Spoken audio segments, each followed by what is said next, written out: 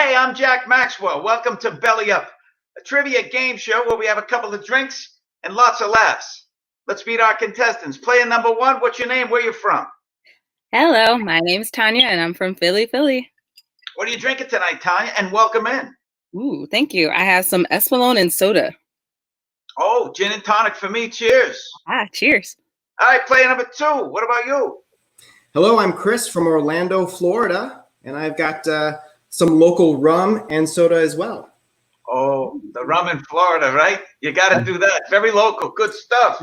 Absolutely. Well, cheers to you both. Okay, here we go. Let's play Belly Up. Question number one goes to player number one.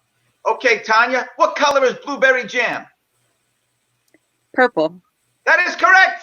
What about Tanya? Way to think through that one. Chris, here we go. Where did India ink originate? India? Oh, no, I'm sorry. It's China. Ooh. Ooh, still 1-0, Tanya. Over to you. Second question for Tanya. Here we go. What's the minimum number of musicians for it to be called big band? 4. Oh, no, the answer is 10. Ooh. Put that in your notes. All right, Chris, here we go. Number two. What was the first planet to be discovered by telescope? The year was 1781. The first planet. Earth? Did you just pull that out of Uranus? Is the right answer. Ooh.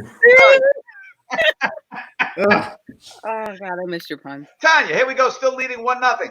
Name a state with only one syllable, or at least the main one anyway. Oh. Iowa. Maine. Maine. I didn't think that deep. Iowa has more than one syllable. I know. I went down south. All right, over to Chris. Why did pirates wear earrings? Ooh. For identification? Perhaps, but the answer that the computer gives us is to improve eyesight. They thought the precious metal in the earrings had healing properties. Ah. And by the way, do either one of you know how much a pirate pays to get his ears pierced? A buccaneer. Oh, God. All right, over to Tanya, leading still 1-0. You like a nice port, Tanya? I do.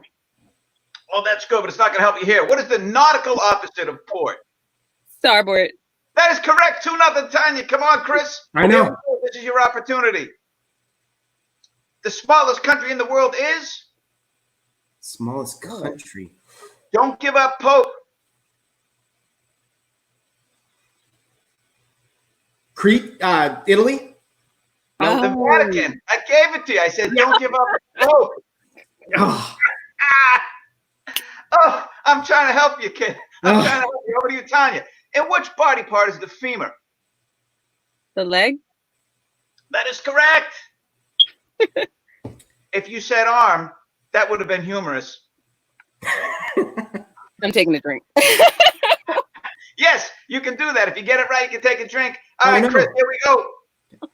In 1987, the Jockey Club disqualified a horse that had eaten what?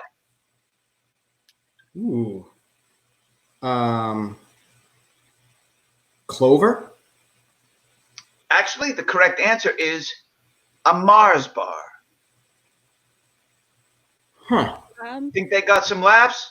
I bet there were Snickers. Okay, last call. This is how we do that. Up to this point, you have only played for one reason: to get to decide whether you want to play last call or pass it off.